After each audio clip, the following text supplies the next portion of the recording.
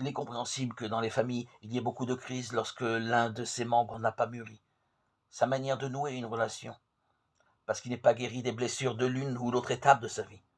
L'enfance ou l'adolescence mal vécue constitue un terreau de crises personnelles qui finissent par affecter le mariage. Si tous étaient des personnes qui ont mûri, normalement, les crises seraient moins fréquentes ou moins douloureuses.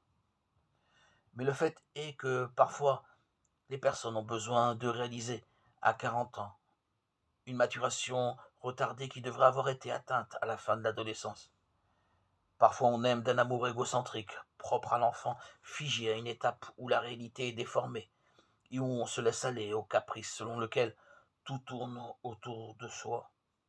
C'est un amour insatiable qui crie et pleure lorsqu'il n'y a pas ce qu'il désire.